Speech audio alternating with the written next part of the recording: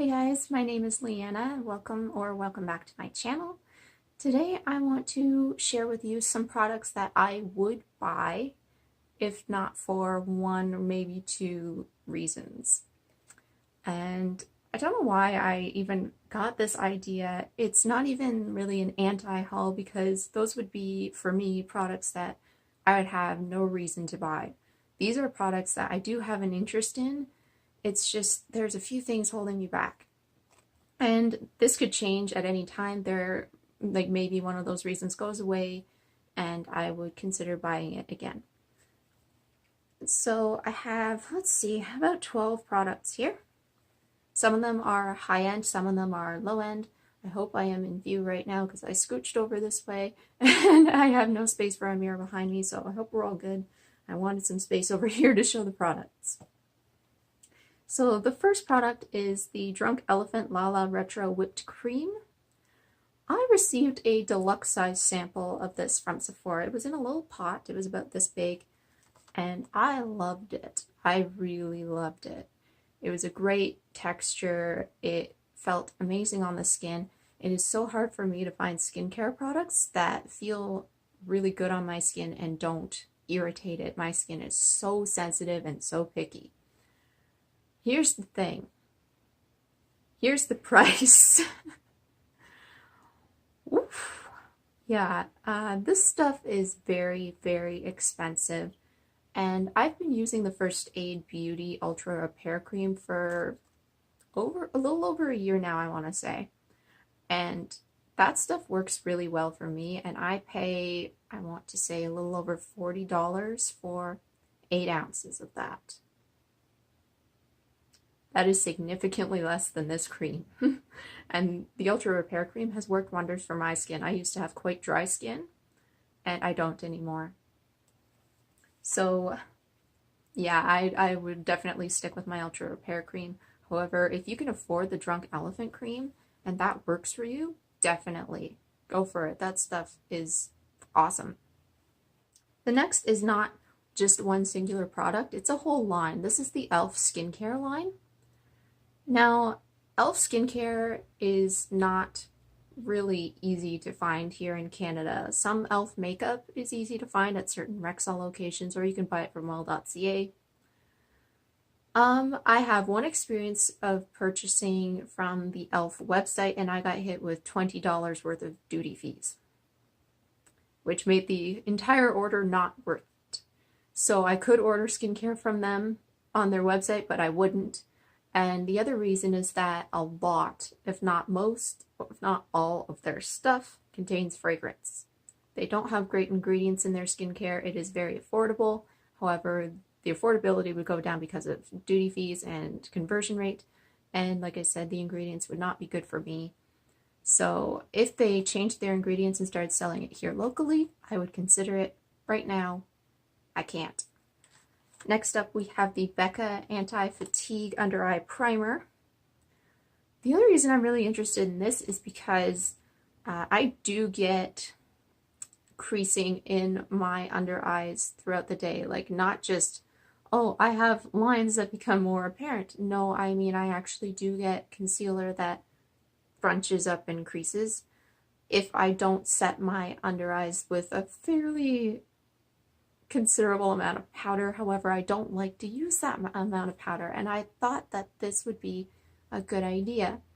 However, I'm very skeptical that this would do anything. And this is in the $30 to $40 range. I'll have the prices for all of these products up on the screen. I just don't think that this would do anything. I really don't. I think this is probably a gimmick. I watched a couple of reviews. I watched Emily Noel say that it didn't really do anything, and then Liv Loves Her Makeup said it did. So I'm kind of like, I don't know. And yeah, I could buy it and then return it.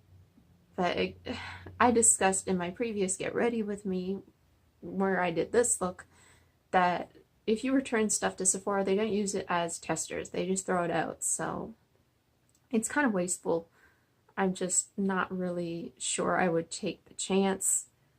Maybe if this was a drugstore item, I would, but there's nothing like that available at the drugstore. I did try an under eye primer from e.l.f., which was meant more for hydration than for creasing, and it did nothing except disturb my concealer, which is not what you want.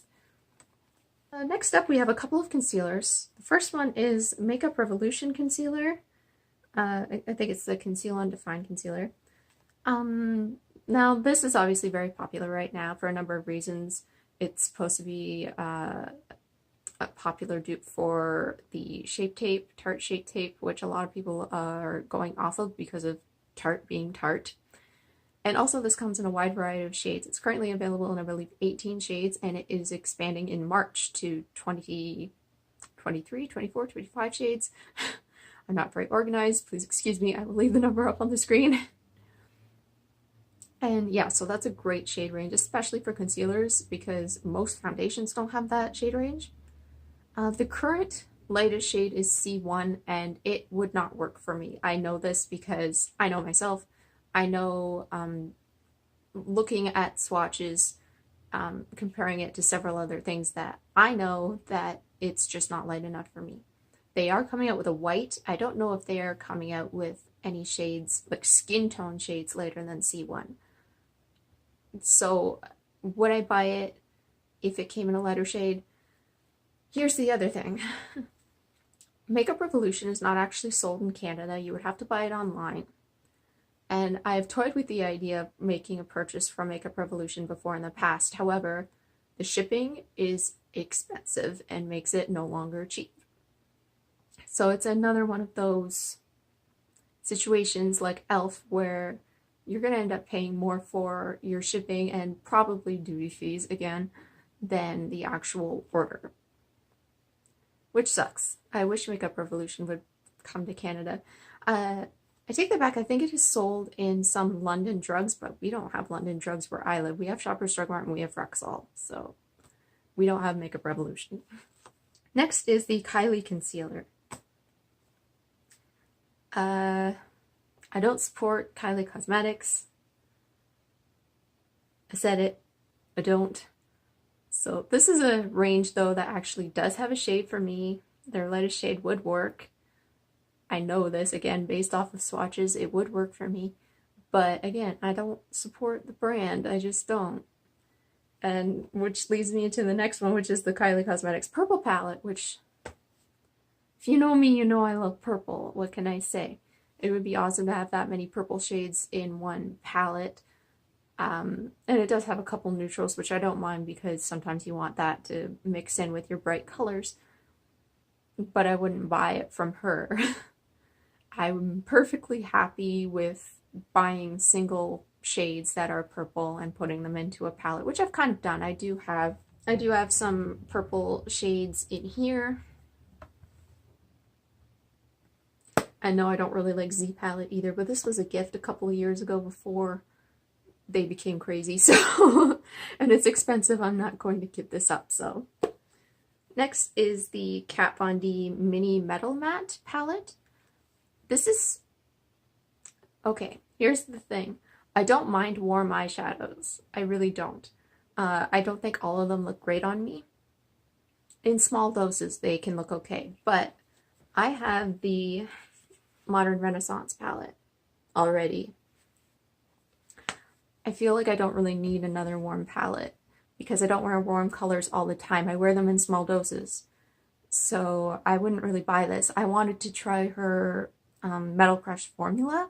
And I think this type of palette is a good way to try it, but not with shades that I kind of already have something similar to. So this palette is kind of a pass for me in that respect. I do think this is a good idea if you're a fan of Kat Von D, you want to try her formula, or maybe you've already tried it, but you want a travel palette in these colors, then I think that's a great idea. But for me, I don't need it. Next is the Wet n Wild Petalette palette. Now this is very, very affordable. And it has shades I love. So you're probably wondering, well, why wouldn't you buy it? Wet n Wild is very hard to find in Canada. Then the stuff that I can find is not their new stuff. It's really, really old. It's not current at all. I'm talking their old palettes, really old palettes. We don't get any of their liquid cat suits sold on shelves. We can buy them on well.ca. I've never found them in an actual store. So this I'm not going to find anywhere near me. And I could order from wetandwild.ca if I want to pay $25 US for shipping, which I don't want to do that. So that is the reason why I would pass up a little $4.99 palette. Next, we have the Makeup Forever Smoky Extravagant Mascara. This used to be my favorite mascara before I switched to cruelty-free. So, yeah, that's basically the only reason why I wouldn't buy it again, is because I haven't bought anything tested on animals in about a year.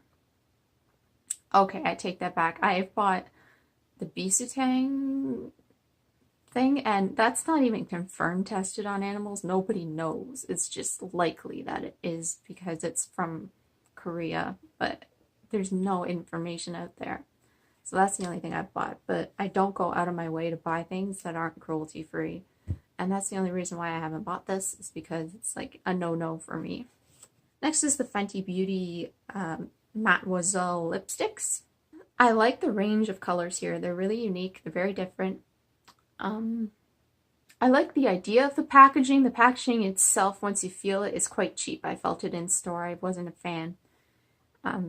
And the price for the amount that you get is, to me, a ripoff. Now, in fairness, I don't go through an entire lipstick that often.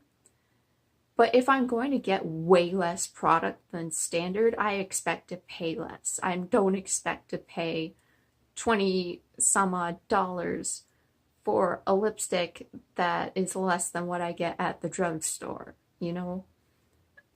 I just feel like I'm getting gypped. And that's the only reason why I wouldn't invest in one of these. If I want to try a really funky color, I would go to the drugstore, get a NYX soft matte lip cream like I have with these funky colors, and try it out that way before I invest in something that's like a bigger size and a bigger price.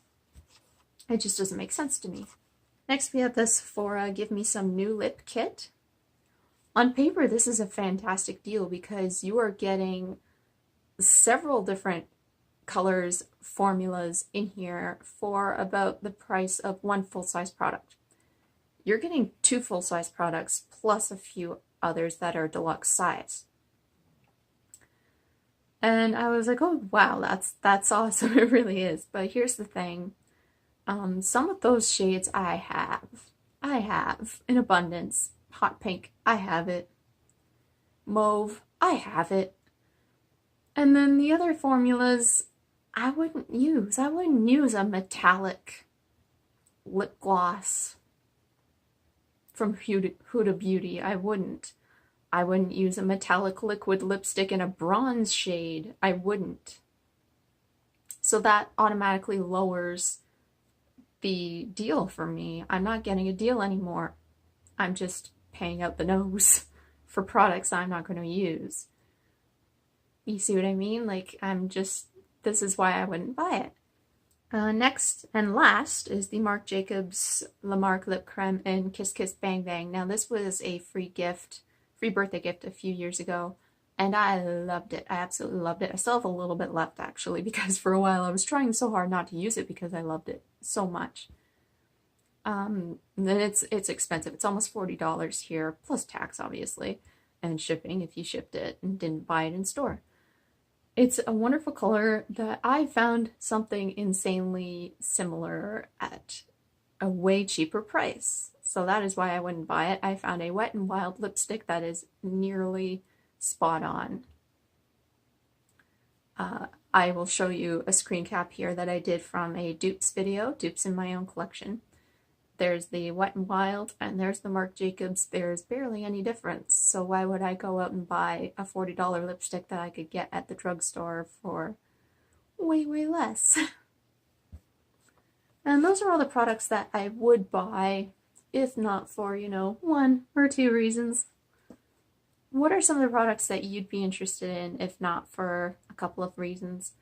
I would love to know what you're interested in. And would you buy them anyway, even if there's a few things that you don't really like? Let me know. Until next time, I will see you later. Bye, guys.